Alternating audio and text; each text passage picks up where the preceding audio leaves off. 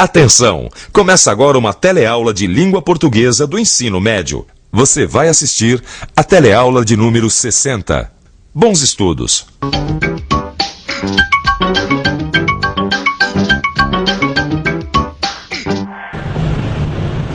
Oi, Carminha.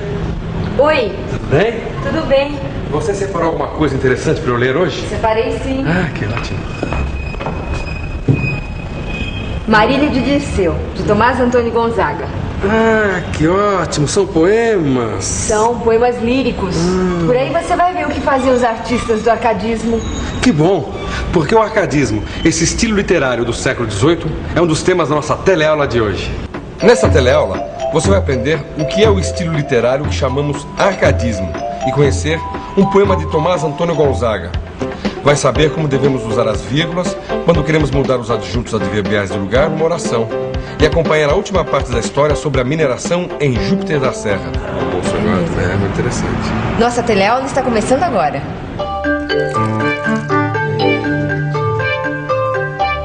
Ô tia, outro dia estavam me falando que as plantas ficam mais bonitas se a gente conversa com elas. O senhor já experimentou? Eu, hein?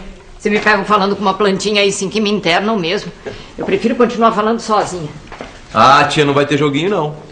Nós precisamos continuar a história de Júpiter da Serra. Largamos o Vanil na maior dúvida. Lembra do começo da história? Armando é o dono de uma mineradora que quer mexer na mata da cidade para extrair minério. Para isso, ele precisa conseguir o apoio das autoridades e do povo. Organiza um encontro presidido pelo jornalista Vanil. Durante o encontro, o bêbado Jarbas enfrenta Vanil e deixa o jornalista cheio de dúvidas. E aí, tia, esse projeto do Dr. Armando sai ou não sai? É, pelo jeito vai sair mesmo. Mas isso, meu sobrinho, é porque você é um otimista, sabe? Um sonhador, um Arcade. Acredita na evolução do homem, já eu. Mas que história é essa, menino? Ah, é pra ver se te adoça um pouco, minha tia. Pra gente dar um final feliz pra essa história. Mas que molecagem. Eu estou aqui para apresentar aos senhores 2 projetos. Um, da criação da Reserva Ecológica Municipal. O outro, da geração de empregos. Eu vou mostrar para vocês. Aquela intervenção feita pelo Jarbas no meu discurso foi uma coisa extremamente constrangedora. Puxa, como é difícil conciliar as opiniões de uma cidade inteira, não é? Muito obrigado, muito obrigado. Diante do que eu acabei de expor, eu peço que todos reflitam. Senhoras e senhores, muito obrigado. Nós marcaremos uma nova reunião no futuro próximo. Eu pediria a todos que se retirassem em ordem, por favor. Obrigado. Ordem. É. Normalmente, os termos de uma oração são organizados na seguinte ordem. Primeiro, o sujeito. Depois, o verbo. Em seguida, os complementos verbais. E, no final, os adjuntos adverbiais. Repare como essa ordem é seguida na oração. Nós marcaremos outra reunião num futuro próximo. O sujeito primeiro, o verbo, o objeto direto e, no final, o adjunto adverbial de tempo. Os termos da oração estão todos em ordem. Como ele é certinho, meu santo. Pois saiba que eu mudo o adjunto adverbial de lugar quando eu bem quero. Mas, tia, se o adjunto adverbial ficar fora do lugar, como é que a senhora vai fazer para não dar confusão? Ora, vírgulas. Eu uso as vírgulas. Nessa oração está tudo no devido lugar. Já que está tudo em ordem, não precisa de vírgulas. Mas se eu quiser mudar essa ordem da oração e deslocar o adjunto adverbial, preciso isolar o termo, isto é, preciso colocá-lo entre vírgulas. Nós marcaremos, num futuro próximo, outra reunião. E é ainda a vírgula que vai permitir que eu desloque o adjunto adverbial para o começo da oração e o separe dos outros termos, evitando qualquer confusão. Num futuro próximo, nós marcaremos outra reunião. Pode continuar, Machado. No futuro próximo... Os tempos estão mudados. Antigamente não era preciso falar com tanta gente para instalar uma indústria. Eu já não tinha dito que ia fazer a reserva ecológica. No fim, acabei concordando com a proposta do Conselho do Meio Ambiente. O projeto vai sair sem pôr em risco a natureza para criar novos empregos. Dá licença. Você acha que vale a pena pôr em risco a natureza para criar novos empregos? Não, de maneira nenhuma, não concordo com isso. Não, eu acho que não vale porque você está resolvendo um problema de imediato e está criando um problema grave no futuro. Não vale a pena não. O progresso deve respeitar a natureza, que está acima de qualquer valor.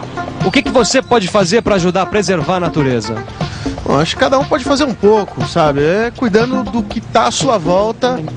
E se cada um fizer a sua parte, resolve. Você pode cultivar plantas, educar as pessoas, principalmente. Eu acho que eu particularmente sozinho acho que não posso fazer nada. Eu acho que eu posso fazer com a tua ajuda e com a ajuda de todo mundo, né? A gente pode abrir caminhos todos em união, dá para fazer alguma coisa para que a natureza continue sempre firme. A ecologia é um assunto discutido no mundo inteiro hoje em dia. A natureza é um patrimônio e uma responsabilidade de todos nós. Já pensou no que você pode fazer? E aí, Vanil, decidido? Decididíssimo. Está tudo aqui, no meu discurso. Já posso abrir as portas do salão? Por favor. O povo tá todo aí. Ok. Vanil, vê lá o que você vai fazer. Eu tô do lado do povo, mas não posso decepcionar meus correligionários.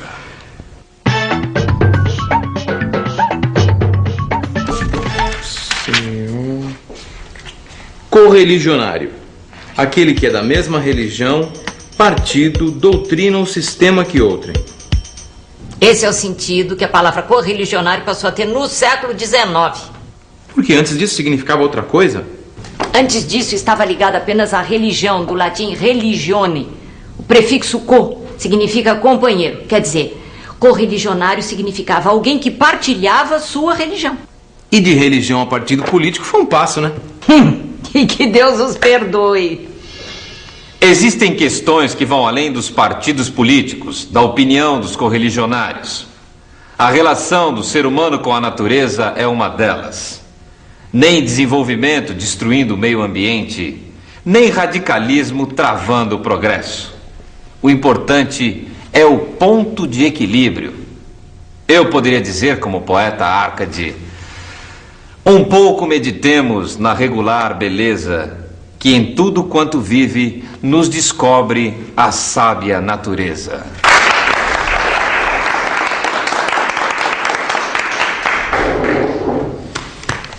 É grande a responsabilidade de todos nós. Reconheço que o projeto melhorou muito com as sugestões da população e do Conselho. Nossos filhos reproduzirão num futuro próximo o exemplo que estamos dando hoje. E nosso exemplo será de respeito à natureza, de respeito à própria vida. Muito bem. Árcades. E o Vanil passou de Barroco a Árcade durante a discussão. Agora ele é íntimo de Marília e Dirceu. Pelo amor de Deus, tia. Quem é Marília, quem é Dirceu? Quem são os Árcades? O que a senhora está falando? Calma, menina, eu explico. Não precisa fazer essa cara de maior abandonado. Como não, tia? A senhora fala de Árcades como se fosse uma coisa tão natural quanto literatura. Mas Árcades é como eram chamados os artistas do arcadismo. Um estilo que valorizava a natureza. E que depois daquele exagero do barroco queria uma coisa mais simples. Simples como, tia? Mais ligado ao ritmo da natureza, aquela coisa bucólica, tranquila. É por isso que na literatura do arcadismo você sempre encontra pastores de ovelha, rebanhos, vida do campo. Então, se eles queriam cortar os exageros do barroco, quer dizer que o arcadismo é um estilo literário que veio depois do barroco. Isso, no século XVIII. E no Brasil o arcadismo teve dois grandes nomes, Cláudio Manuel da Costa e Tomás Antônio Gonzaga. Os dois de Minas Gerais e os dois metidos no movimento da Inconfidência. Na metade do século XVIII, por causa da exploração do ouro e diamantes, Minas Gerais tornou-se a capitania mais rica e populosa e um foco de cultura. Ali circulavam os poetas ligados ao arcadismo, que eram intelectuais que haviam estudado na Europa, mas que se preocupavam com nossa realidade. Cláudio Manuel da Costa e Tomás Antônio Gonzaga foram dois poetas do arcadismo que foram grandes amigos e participantes do movimento libertário da Inconfidência Mineira. Foram presos e a coisa acabou mal. Cláudio suicidou-se na prisão e Tomás foi desterrado para Moçambique. Tomás Antônio Gonzaga foi desterrado e ficou sem sua Marília. Marília, peraí. Não era Marília de Dirceu? De onde apareceu esse Tomás? Dirceu é o nome que Tomás Antônio Gonzaga usava quando escrevia versos. Eu não disse a você que os arcadistas adoravam temas do campo? Então, Dirceu é nome de pastor. E Marília é nome de pastora. Ou Marília é Marília mesmo? Não. Marília é Maria Doroteia, uma garota de 16 anos, por quem Tomás Antônio Gonzaga se apaixonou quando já tinha quase 40. Tomás amava Maria Doroteia, mas quando escrevia falava dos amores de Marília de Dirceu. Exatamente. Marília de Dirceu, o livro onde esses sonhos de amor em meio à natureza são contados, foi sucesso absoluto. E até hoje tem gente apelando para Marília de Dirceu quando o tema é lírica amorosa. Eu, Marília, não sou algum vaqueiro que viva de guardar alheio gado, de tosco trato, de expressões grosseiro, dos cirurgeiros e dos sóis queimados. Tenho o próprio casal e nele assisto. Dá-me vinho, legume, fruta, azeite. Das brancas ovelhinhas tiro leite e mais as finas lãs de que me visto. Graças, Marília Bela, graças à minha estrela. Viu como tá tudo aí? Essa ideia de que a natureza é o melhor lugar para se viver e a felicidade está nessa vida de pastores, um amor tranquilo. E tem um estilo fácil de escrever, né, Carminha?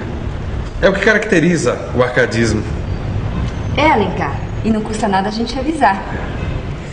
E atenção, se liga aí que é hora da revisão. Na teleaula de hoje, você aprendeu como usamos a vírgula sempre que mudamos a ordem do adjunto adverbial numa oração. Conheceu as principais características do arcadismo, um movimento literário do século XVIII que valorizava a vida no campo e a natureza. E viu um poema de Tomás Antônio Gonzaga, o poeta de Marília de Dirceu. Você também acompanhou a discussão sobre o que cada um pode fazer em favor da ecologia. Por hoje é só. Tchau. Mas, ô tia, e o final da história da reserva ecológica? A senhora gostou? Gostei. Gostei, mas ficou um pouco arcádica demais pro meu gosto. Sabe, a realidade por enquanto é mais barroca, mas um dia você aprende. Ai, o meu sonho é ter um sobrinho com a boca mais maldita do que Gregório de Matos. Tchau, tia. Tchau. Essa história acabou aqui. Mas na próxima teleaula a gente começa outra. Leia os poemas que estão no seu livro. Bons estudos e até!